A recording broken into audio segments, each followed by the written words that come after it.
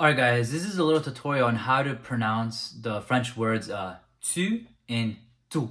So, when it comes to having a perfect French accent, right, you're going to have to master these, right? And this is like one of the two common, errors that most people that try to learn French make, and they just can't pronounce tu and tout correctly, right?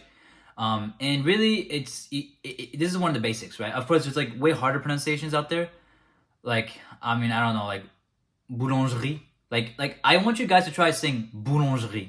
Like it's just that's just so hard, Like I wasn't able to say that, back then, Like, yeah, tard l'époque, j'arrivais pas à dire ça, tu vois. Like it was just way too hard to actually say boulangerie. That's a bunch of mess of like pronunciations of French together, yeah. But if you guys can at least master the differences between U and U, then you guys are like on the right path to pronunciation. And the difference really is your tongue position. So with U, which is basically tu, which is you, like tu means like you, tout means like everything, right? So this is the difference. So and the difference is just like when you try to pronounce U, you push your lips a little bit forward, a little bit more. Like I noticed that when I do it, I'm like U, U. So the lips will go forward and the tongue goes a little bit forward too. So when you say tu, U, and then U, like with U, like I'll pull my tongue a little bit back. I'll pull my lips and my tongue a little bit back when I say U. But when I say U, like you can just see like like carrément like it's like yeah, you can just tell like I'm just kind of like I push my lips a little forward. So yeah, guys, and if you guys really want to master this perfect, if you really guys want a perfect accent, you guys really want to master this right now, like you're just gonna have to do way more listening, okay? You're gonna have to watch way more YouTube videos, way more French YouTube videos, okay? On YouTube, French YouTubers. It's very specific that it's very important that you're using content that's made for natives. You're gonna have to watch the same content native speakers consume. So go watch YouTube videos like French influencers. My favorite are Inoxtag, Locklear, I like Squeezy OC. So go watch them, whatever you find, right? And just watch a ton of the content, and listen to the language, like actually absorb yourself. Because when you hear enough of the way they pronounce the sounds, your ears are going to get in tune with it, right? Because we can do all this all day. We can do u all day, and you wouldn't be able to get it. Why? Because you can't hear it first. So, before you even try to learn how to pronounce the differences between these two, you're going to first have to learn how to hear the differences. See, when it comes to learning language, it's not just about like, are you able to physically move your mouth to make these sounds? What most people's limitations are is they can't even hear it. Here's the thing: if you can't even hear the differences between tu and u, and you're not able to hear the clear discrepancies between these two, how are you supposed to replicate it yourself? This is why I always tell you guys to focus on input first before you even try to output. Don't even try to learn how to write or speak. First master listening and reading first. Input, because you can't really replicate anything or output anything, matter of the fact, if you can't even understand these things or if you can't even hear them. That's why it's important for the first stage for you to be able to hear these differences and hear like everything about the language clearly, like a native speaker does. Like you want to basically have the same ears as a French person would, right? And how did they cultivate that as a baby? They just listened, bro. They did no grammar patterns. They did no grammar drills. They did no reading.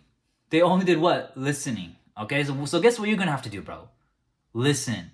Okay, there's no way around this, bro. Like all the French native speakers, when they were babies, they listened to French. They didn't avoid that. They did not avoid the hours required to develop a perfect French ear. They didn't neglect that. Okay? Like all my cousins in France, when I met them, they didn't skip that part. That's why they're native speakers. Okay? Like they got way more hours in me than me, right? And they're younger than me, right? So guys, you guys can't avoid this part.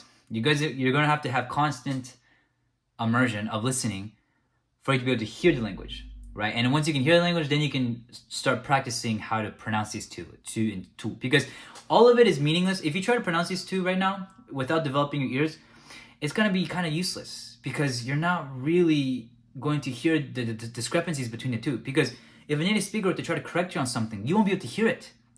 The reason why I was able to get a perfect accent first, right, with my dad when he was trying to correct me on these things was because I was able to hear the differences. When my dad said, "Oh, this right here is wrong," and he pointed out to me, I was able to be like, "Oh, I hear it now. I see why you say that's wrong." Because I was able to hear the differences between the correct way of saying it and my way of saying it, which was incorrect. I was able to hear the difference. The key is I was able to hear the difference. When you can hear the difference, that's when you can start to actually, correct it. So that's why it's important first to be focused on listening. But if you guys do have this, then that's, when you can start to focus on the pronunciation side of things. So yeah, guys, when it comes to the tu, ou, really hard. I'm like, what's like another really hard like French word to pronounce? Like boulangerie is definitely one. Carrément, but that's like my favorite word in French, like carrément. Dinguerie. I really like I was at a waitress, I was at a server in France like a month ago. I think it was 2 months ago now, but I was like I wanted a dessert, and she pointed at me like some like crazy big dessert, and I said in French like ça c'est une dinguerie. Like it was hilarious. Guys, like the way I speak French is actually really funny. If you guys met me and you guys talked to me in French and you guys were actually French people yourselves, like you would find that my way of expressing myself in French would be really hilarious. Like I could actually be a comedian in French because the way I speak French is just so funny. But like if I were to try to copy this in English, I just sound cringe. It's funny. It's cringe in English, but when I say the similar phrases in French, it's not cringe anymore. Like it's weird. It's just really funny. It's marrant. It's marrant. Tu vois ce que je veux dire? Like it's really funny. But I really enjoy the way I express myself in French because it's really like I didn't expect myself to be this type of persona, this type of character in French, right? Whereas with English, it's like I'm not like that at all because but yeah, guys, that's when it comes to these things, you're just going to have to do listening. But obviously, the only thing I can really tell you guys when it comes to how to pronounce these two is just that, like, remember, tu, you is you, put the lips out, tongue out, and then when you say tu, try to pull back a little bit. Ou, tu. It's the same with like la rue. Le rue is like, you see I'm like really pushing it forward, la rue, and then la roue. So guys, yeah, this is something that you guys need to practice. But yeah, guys, the real solution is to just listen more.